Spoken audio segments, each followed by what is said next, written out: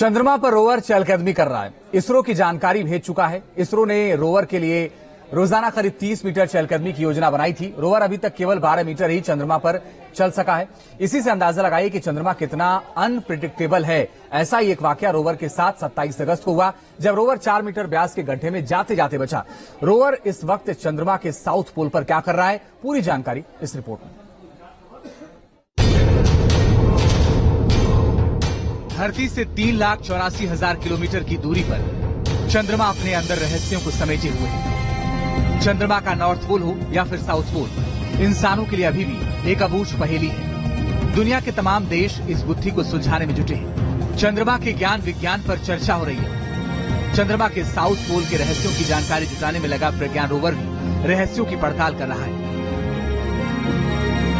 Rover से 3,84,000 kilometre दूर इसरो हर moment पर नजर बनाए हुए है। चांद की जमीन पर कदम रखने के बाद रोवर प्रज्ञान खूब चहलकदमी कर रहा है। कभी आगे जाता है तो कभी पीछे, कभी दाएं जा रहा है तो कभी बाएं, यानी हर दिन रास्ता बदल बदल कर चल रहा है। 27 अगस्त को भी प्रज्ञान एक नए रास्ते पर था। आगे बढ़ता ही जा रहा था। अभी कुछ ही मीटर आगे चला होगा कि रास्ते में 4 मीटर व्यास का एक गड्ढा मिल गया। जैसे ही रोवर गड्ढे के पास पहुंचा, इसरो कंट्रोल रूम में बैठे वैज्ञानिकों का हलक सूख गया। अगर रोवर इस गड्ढे में चला गया होता तो फिर मिशन के लिए मुसीबत खड़ी हो सकती थी। फौरन ही इसरो कंट्रोल रूम ने उसे पीछे लौटने का निर्देश दिया। ये निर्देश विक्रम लैंडर ने प्रज्ञान रोवर को रिले किया और उसने अपना रास्ता बदल लिया। इसरो ने प्रज्ञान रोवर के कदमों के निशान को ट्वीट करके भी बताया। इन दो तस्वीरों को गौर से देखिए। पहली तस्वीर में वो गड्ढा है जिसका व्यास 4 मीटर है। इसी गड्ढे के करीब रोवर पहुंच गया था।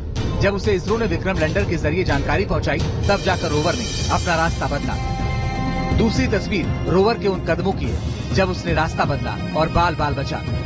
उससे पहले प्रज्ञान रोवर के सामने 100 मिलीमीटर गहरा गड्ढा आ गया था।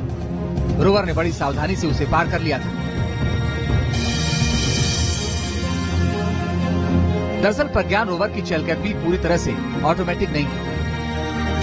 उसके सामने कई चुनौतियां हैं। रोवर को इसरो सीधे जानकारी नहीं दे सकता है, बल्कि इसरो पहले ये जानकारी विक्रम लैंडर को देता है, फिर विक्रम लैंडर ही सारी सूचना प्रज्ञान रोवर तक पहुंचाता है।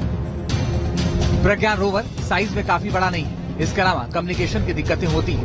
ऐसे में अगर एक मूवमेंट भी करना है तो उसमें 5 घंटे तक का भी वक्त लग सकता है। रोवर से डेटा रेट भी लिमिटेड है, क्योंकि ये केवल विक्रम लैंडर से बात कर सकता है।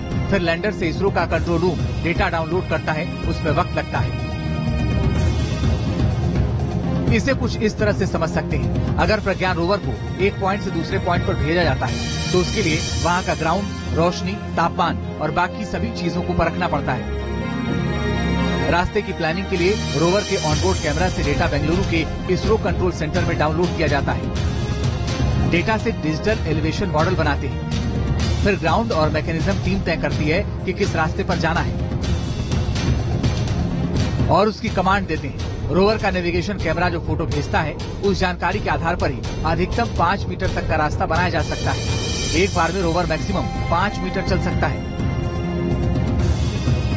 जाहिर है, रोवर ने एक बड़ी मुश्किल पार की है। चंद्रमा पर बड़े क्रेटर है जो रोवर के रास्ते का बाधा है। साथ में अनएक्सपेक्टेड टेम्परेचर भी रोवर के लिए चुनौती है। फिलहाल रोवर चंद्रमा के साउथ पोल की मैपिंग करने में जुटा है। T news nation.